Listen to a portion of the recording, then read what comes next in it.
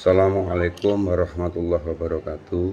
Saudara-saudaraku, guru seluruh Indonesia, utamanya pengurus PGRI, anggota PGRI, baik tingkat ranting, tingkat cabang, kabupaten kota, provinsi, daerah istimewa, dan pengurus besar yang saya hormati.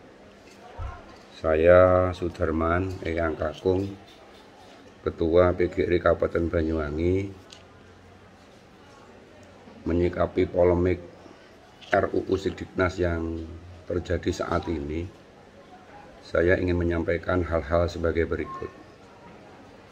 Yang pertama, untuk mengurai tentang sistem pendidikan nasional, mungkin akan lebih bagus kalau kita mengenal sejarah dari undang-undang pendidikan ini, mulai dari awal undang-undang ini diterbitkan sampai dengan saat ini terjadi polemik. 5 tahun setelah Indonesia merdeka, pemerintah telah menerbitkan Undang-Undang Nomor 4 Tahun 1950, yaitu tentang dasar-dasar pendidikan dan pengajaran di sekolah. Tahun 50. Kemudian tahun 61 disusul dengan Undang-Undang Nomor 22 tentang perguruan tinggi. Mungkin Bapak Ibu guru, pengurus PGRI atau pemangku kepentingan di dunia pendidikan tidak banyak mengenal atau membaca, memahami, mencermati undang-undang ini karena memang sudah terlalu lama. Tetapi akhirnya setelah undang-undang ini dirasa tidak memenuhi lagi kebutuhan hukum dan tidak sesuai dengan tuntutan zaman, maka undang-undang ini dirubah dan dicabut berlakunya, diganti dengan Undang-Undang Nomor 2 Tahun 1989. Pada saat lahirnya Undang-Undang Nomor 2 Tahun 89 ini, guru juga tidak banyak melakukan aksi apapun, karena memang saat itu sebetulnya guru itu yang diminta tidak sekedar undang-undang pendidikan, tetapi juga undang-undang tentang perlindungan guru. Sehingga Undang-Undang Nomor 2 Tahun 89 ini ketika diganti juga dengan Undang-Undang Nomor 20 Tahun 2003, di sejak tahun 2003 ini sudah 3 kali berganti undang-undang tentang sistem pendidikan nasional.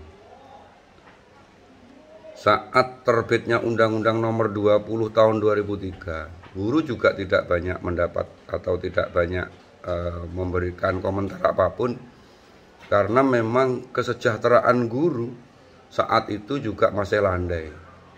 Bahkan saat itu guru terkenal dengan sebutan Umar Bakri, profesi yang amat sangat sederhana secara kesejahteraan, dan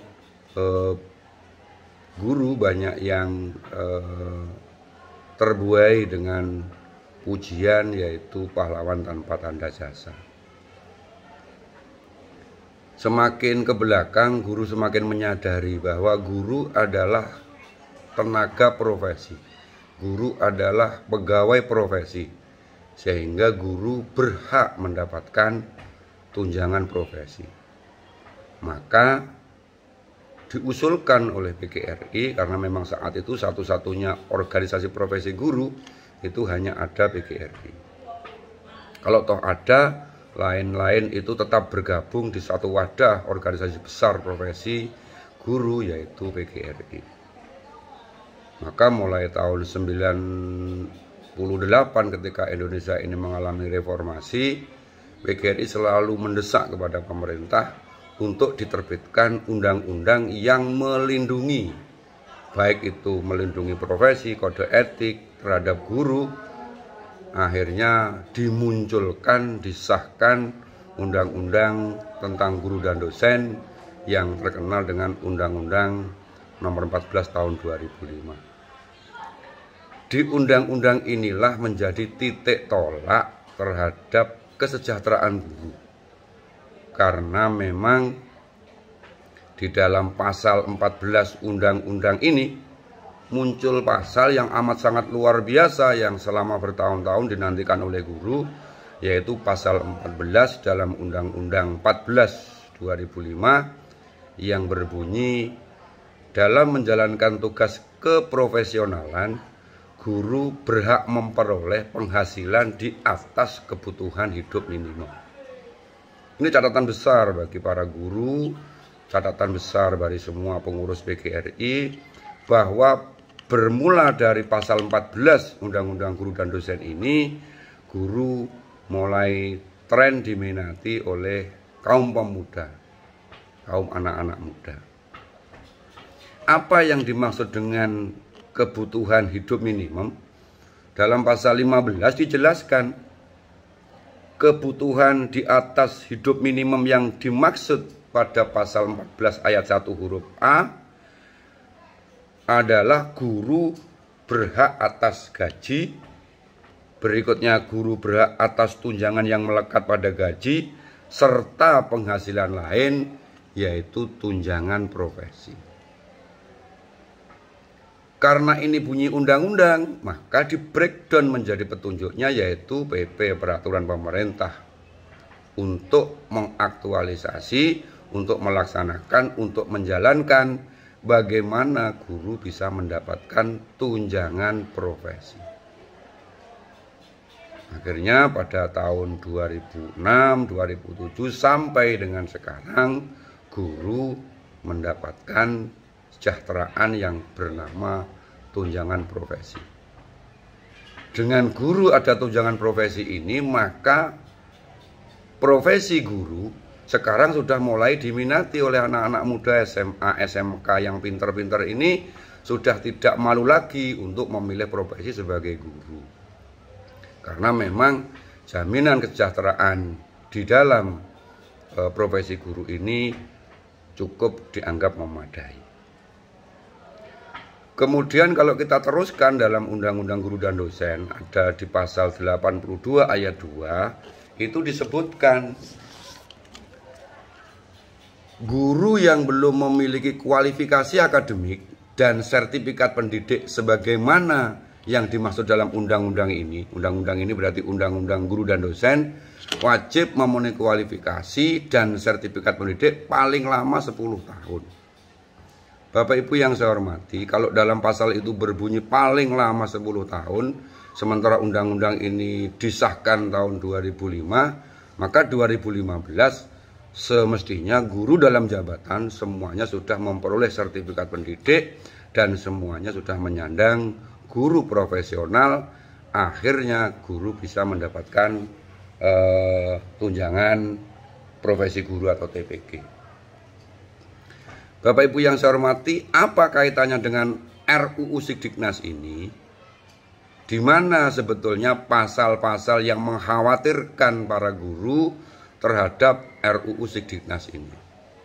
Bapak Ibu yang saya hormati, mari coba kita lihat di pasal 145. Biar tidak salah, saya bacakan. Dalam pasal 145 RUU Sikdiknas ini disebutkan, setiap guru dan dosen yang telah menerima tunjangan profesi, tunjangan khusus dan atau tunjangan kehormatan yang diatur dalam Undang-Undang 14 2005 tentang guru dan dosen, sebelum undang-undang ini diundangkan tetap menerima tunjangan tersebut sepanjang memenuhi persyaratan sesuai dengan perundang-undangan. Ada multitafsir, ada ambigu dalam pasal ini, yaitu menyatakan sebelum undang-undang ini disahkan. Bapak Ibu yang saya hormati, ketika di dalam RUU Sikdiknas ini tidak disebutkan pasal atau frase tentang sertifikasi, tentang tunjangan profesi, maka nanti turunannya, petunjuk teknisnya, turunan daripada undang-undang itu mestinya PP peraturan pemerintah. Jelas tidak akan mungkin menyebut yang namanya tunjangan profesi. Kalau di induknya, di undang-undangnya tidak menyebut kata-kata atau frasa tunjangan profesi, dipastikan di dalam petunjuknya, di dalam peraturan pemerintahnya tidak akan muncul kalimat itu. Ini yang mengkhawatirkan para guru. Seandainya memang niatan pemerintah yang sering kali kita dengar lewat Pak Mas Menteri, yaitu Pak Nadiem Makarim, mengatakan bahwa RUU ini aman digunakan untuk menyempurnakan tentang bagaimana guru mendapatkan sertifikat pendidik atau guru mendapatkan tunjangan, semestinya yang dirubah bukan undang-undangnya, tetapi petunjuk teknisnya untuk mendapatkan tunjangan profesi ini dipermudah. Karena memang setelah 2015 pun, supaya amanat daripada undang-undang ini pasal 82 tahun 2015 sampai sekarang, masih banyak guru dalam jabatan yang belum memperoleh sertifikat pendidik. Ini yang mengkhawatirkan para guru. Yang kedua, kita wajib curiga karena memang di dalam pemerintahan Republik Indonesia ini ada Dewan Perwakilan Rakyat, Komisi 10, yang setiap hari bertemu dengan guru, setiap hari mengerti keluh kesah guru, dan setiap hari mengerti kondisi guru. Kita pernah mendengarkan statement dari Komisi 10 DPR RI bahwa pada waktu membahas RUU Sidiknas ini, Komisi 10 tidak dilibatkan. Padahal Komisi 10 adalah komisi yang membidangi pendidikan. Ini kita juga wajib curiga.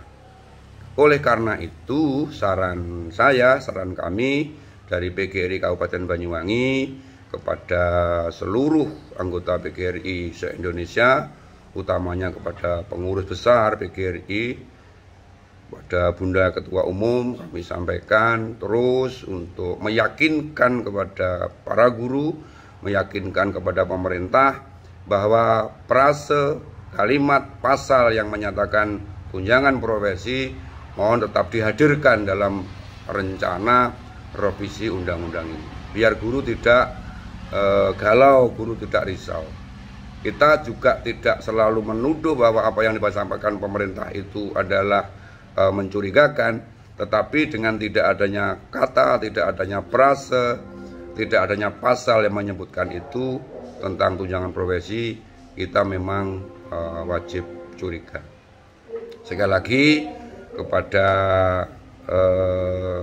teman-teman guru, mari kita tetap satu frekuensi dengan PGRI, satu frekuensi dengan Ketua Umum, satu frekuensi dengan Ketua Provinsi seluruh Indonesia, untuk tetap mengawal bahwa revisi Undang-Undang Sidiknas ini berpihak kepada guru, karena guru adalah pegawai profesi.